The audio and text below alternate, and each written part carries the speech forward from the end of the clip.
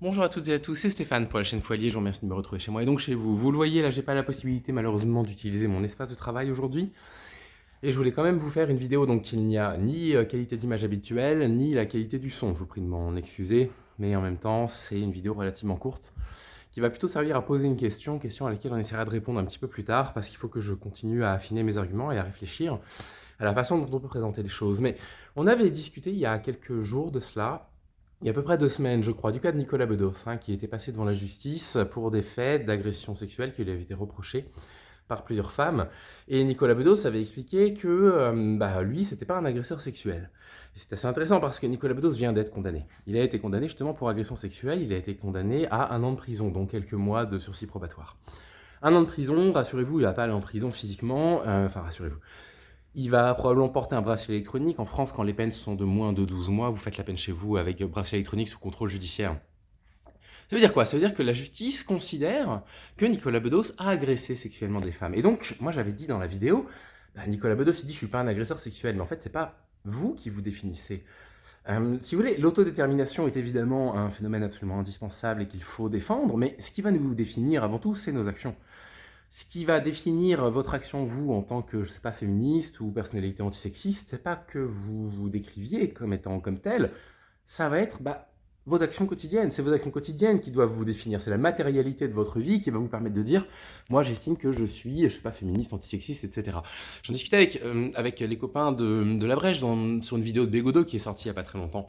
Et Bégodeau dit, oui, il faut faire la différence entre l'homme féministe qui est élevé et l'homme déconstruit qui est rabaissé. Mais en fait, quelle que soit la façon dont vous allez décrire les choses, si vous vous considérez comme un homme, entre guillemets, déconstruit, même si je déteste ce mot, dans la notion de déconstruction, il y a une notion de fixité dans le temps, qui pour le coup est assez antinomique, mais si vous vous définissez comme tel, parce que vous travaillez sur vos actions au quotidien, parce qu'au quotidien vous essayez de faire en sorte de lutter contre vos biais sexistes, vous êtes de fait dans la lutte antisexiste féministe, vous pouvez vous qualifier de la façon dont vous le souhaitez, d'antisexiste ou de féministe. Mais si pour vous, ces luttes-là, c'est simplement des luttes, on va dire, intellectuelles, des luttes idéologiques, et que finalement, vous avez bien appris les principes de cette lutte par cœur, et vous êtes capable de les recracher, mais dans votre quotidien, vous ne pratiquez pas ça, vous aurez beau vous déterminer comme étant, je sais pas, antisexiste ou féministe, si dans vos actions vous agressez sexuellement des femmes, vous ne l'êtes pas.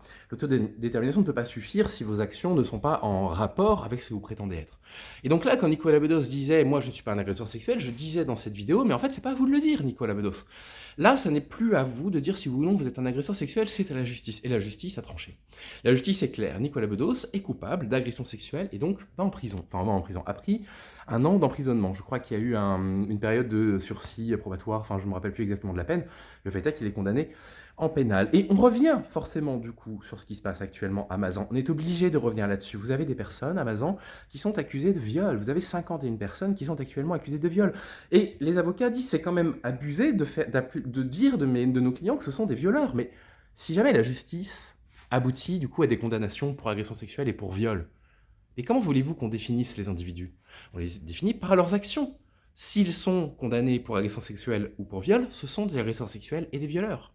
C'est quand même nos actions qui nous définissent, c'est-à-dire que l'autodétermination est absolument indispensable et il faut continuer à défendre le droit à l'autodétermination.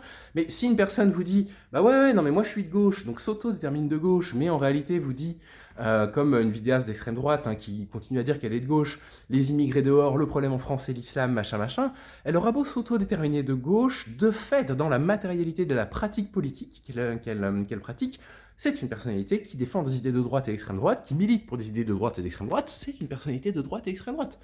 Il n'y a pas de mal à le dire. Et là, c'est la même chose. C'est la même chose pour Nicolas Bedos, c'est la même chose pour ces personnes à Mazan. Nicolas Bedos est outré qu'on puisse dire de lui qu'il est un agresseur sexuel, mais Nicolas Bedos est reconnu par la justice comme un agresseur sexuel parce qu'il a produit des faits d'agression sexuelle. Et donc je voulais vous parler de ça, je trouvais ça intéressant et je voulais pas trop attendre avant de faire cette vidéo, je vais pas pouvoir récupérer mon espace de travail avant 1 ou 2 jours.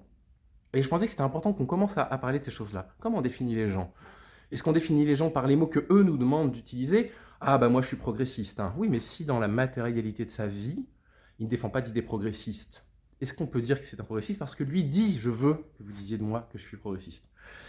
Donc voilà, c'est ça qui m'intéressait. Voilà ce que je voulais vous dire. C'est une petite vidéo de 5 minutes. J'espère en tout cas qu'elle vous a plu malgré le format particulièrement atypique. Je m'en excuse, mais je vais récupérer mon espace de travail dans très peu de temps, rassurez-vous. Prenez soin de vous, passez une bonne journée. Je vous dis à très vite et voilà ma main qui passe devant la caméra. Salut les amis!